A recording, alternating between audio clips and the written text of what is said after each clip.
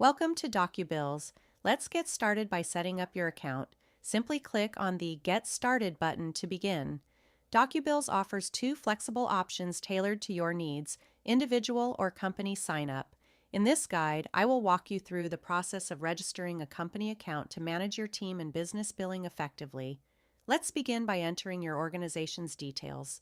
Next, enter your company name, your full name, and a valid email address to identify your workspace.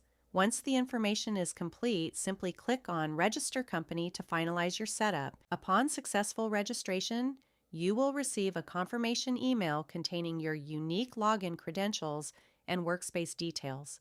Please keep these details secure, as you will need them to access your account for the first time. Here you can track revenue, manage paid or unpaid invoices, and see your recent activity at a glance. You can also customize your profile, manage user roles, and update your password anytime. Save your changes, and you are all set to start billing efficiently. The first step is go to the profile and update your password to ensure your account remains secure.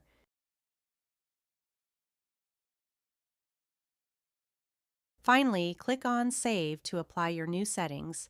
A confirmation message will appear, notifying you that your password has been successfully updated. Next, click on Edit Profile to update your account details.